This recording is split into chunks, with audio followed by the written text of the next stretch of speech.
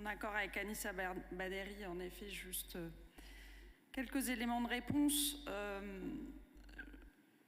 On a dit à plusieurs reprises déjà dans ce conseil municipal que l'observation des loyers était indispensable avant de pouvoir les encadrer. Donc je vais le redire encore une fois, cette observation des loyers, elle est indispensable et pour qu'elle fonctionne, elle doit être scientifiquement validée. Et donc les méthodes d'observation des loyers, qu'ils soient lillois, métropolitains, parisiens ou autres, je crois qu'il y a 16 autres collectivités où ça se pratique, ces méthodes d'observation, elles sont validées scientifiquement et elles le sont depuis le début, depuis le vote de la loi Allure et même avant.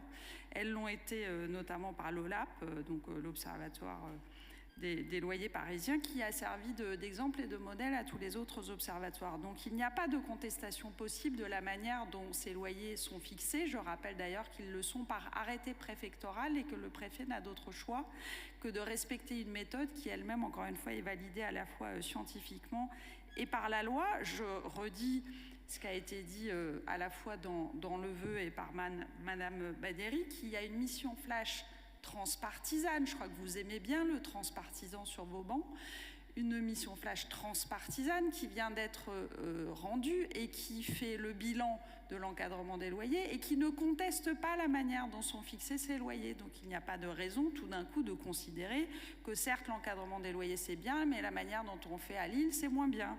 Non, cette mission flash, elle est allée regarder comment ça se fait dans toutes les villes et elle le valide.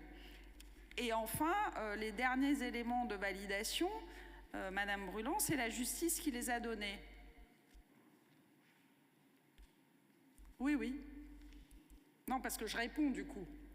Je ne voudrais pas qu'après on nous accuse éventuellement d'indifférence, de mépris ou autre chose que j'ai pu entendre ici ou là. Donc dernier élément de validation, c'est la justice, car il y a des associations de propriétaires notamment qui ont tenté de contester l'encadrement des loyers à Lille il y a très très longtemps et à Paris plus récemment, et la justice ne leur a pas donné raison. Donc aujourd'hui, je ne voudrais pas qu'on laisse entendre que les loyers tels qu'ils sont encadrés à Lille ou ailleurs le seraient sur des bases qui sont faussées. Enfin, pour ce qui est de sortir les loyers encadrés par la loi Pinel de l'observation du marché, bien évidemment que non.